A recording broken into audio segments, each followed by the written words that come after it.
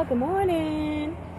So, anyways, I hate that every single time I get on here, my hair still be wet in the shower because I hate it. It's like flat.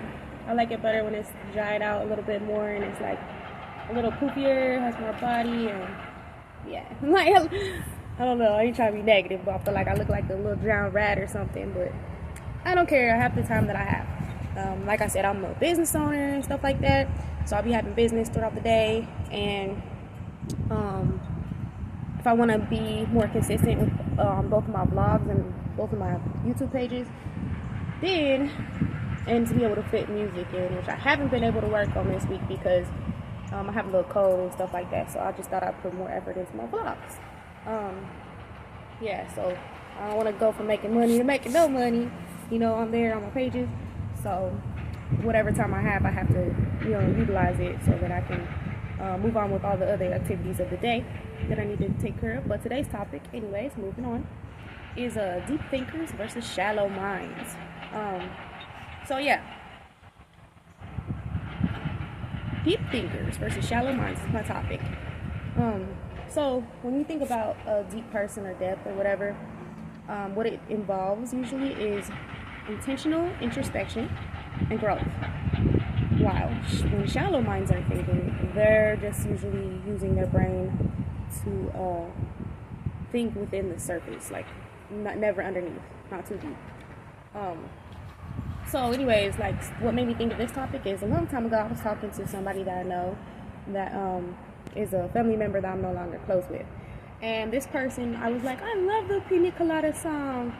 And it goes like, it's sort of like, I was tired of my lady, and we've been together too long, like the one I recording of a favorite song. So while she lay there sleeping, I read the paper in bed. But anyways, yeah, so this person was saying, I hate that song. It's just about cheating. Yeah, from a surface way of thinking, it is sort of about that. But if you actually listen to the details of the whole entire story of the song, like a lot of people casually associate that with infidelity or like escapism or whatever. But for them to assume that, or them to assume that that's the only thing that the song is about, and like automatically become like defensive or just taking it for a surface meaning, that thought process alone means that this person is using passive avoidance of the deeper issues of the individual in the storyline. So yeah, there's a view that it's about cheating and that it's about casual fun.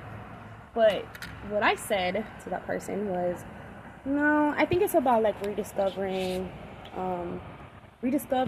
deeper layers of the person that you're with. So like, ideally, we want to continue discovering deeper layers of ourselves while we're on this journey and while we're in this process of life, like being purpose-driven and whatnot. You can't be purpose-driven unless you're like layered deeply. There's no way, because you'll be guarded toward everything and everyone, even yourself, and you'll be afraid to take certain risks that involve like really pursuing your purpose, pursuing yourself. So my deeper insight on the story behind that song was reviving love through conscious self-awareness and a deeper connection, which is what they did, because you could tell that they didn't feel as though that they cheated on each other when they both had that thought in mind. They both wrote to the personalized in the paper, and they both like set it up a date, but the song never actually confirms that they were going into it with the intention of cheating. They were just bored with each other and themselves simultaneously. They became stagnant, like a lot of people do, even independently or with their partner. So my deeper insight of this song was reviving love through conscious self-awareness and deeper connection, like I said. And then so this created a mutual transformation. Both people in the relationship, they basically stopped coasting. They were not being stagnant in the way of deeper self-discovery. And they engaged in self-depth, and by doing so, they discovered new, previously dormant layers of each other, leading to renewed intimacy and growth. And this, to me, is why, like, a lot of people, you'll see them, like even on Facebook or whatever, they'll be, like, in a relationship for, like, 3 months or 6 months, and then all of a sudden they break up or whatever, because they'll be, like, overly posting about people and stuff like that, because it's, like, they're just loving people on a very surface layer. Like, oh, we have, like, tennis in common or whatever, and so they both play tennis, but there's not like, I don't know, like, maybe if you're, like, a professional tennis player and it means something deeper to you and it brings you closer to God, maybe, but it's not gonna be like a purpose-driven connection between two people. So, yeah, you could tell that they both didn't feel cheated on, because whenever they saw that it was each other, like when he says, "It was my own lovely lady." He said, "I knew her smile in an instant. I knew the curve of her face." But I thought that was beautiful, because they didn't, like, cuss each other out. For both of them, they did that. They didn't cuss each other out.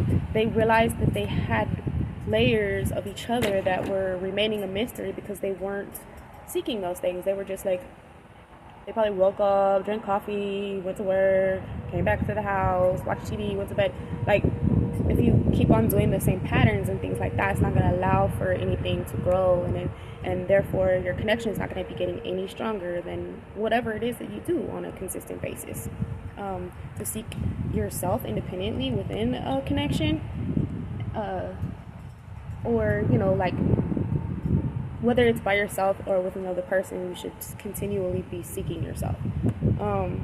But yeah, I just thought that that's, like, a difference between shallow thinkers. Like, yeah, I thought both things. I thought, yeah, it was sort of about cheating on a surface layer, but then again, there were issues that were underlying. Like, they both felt bored. They both sort of felt like they were in prison with each other, and, you know, that's not a good feeling whenever it comes to the concept of love. It's not a good feeling. It's supposed to be a deep connection, you know, and if it's not that deep, then it's going to be a void there that's not going to be filled, and you're going to sort of, like, automatically come to resent the other person. But we need to be constantly looking at ourselves and, like, what can we do to change things in whatever situation.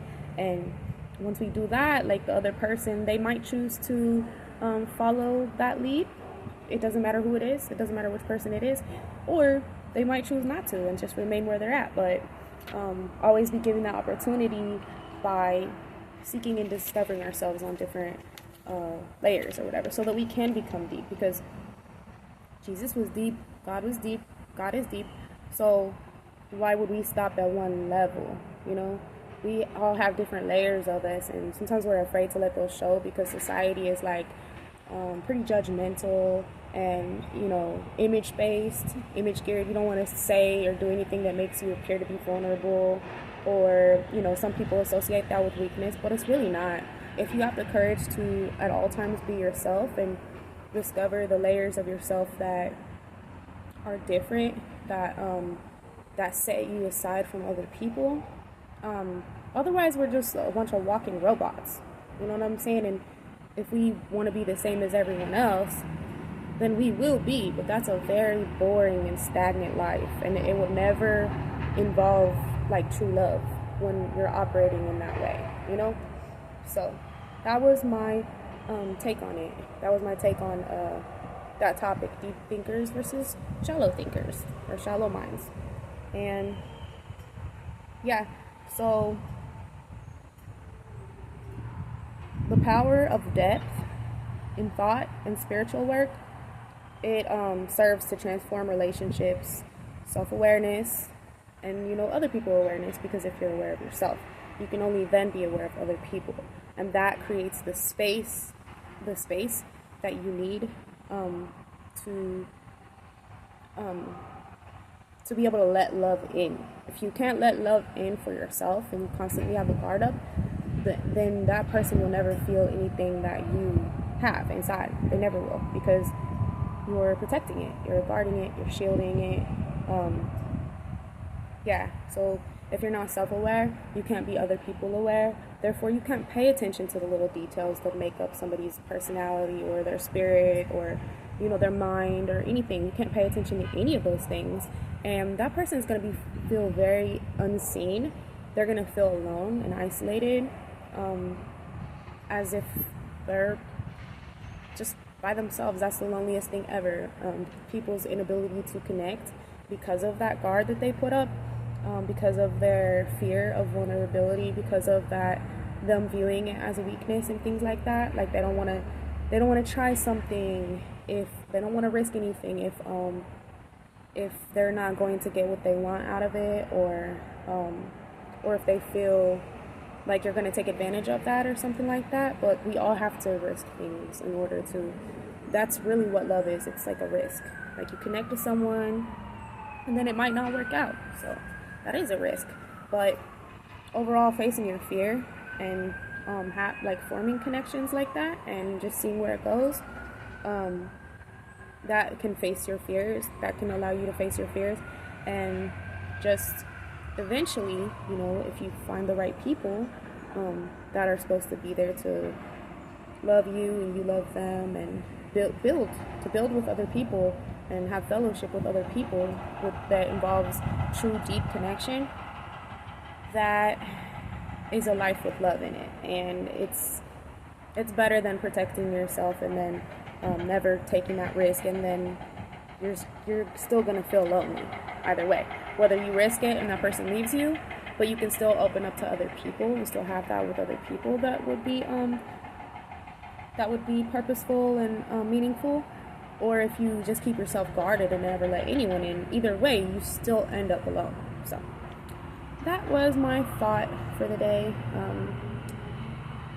Deep thinkers versus shallow thinkers, and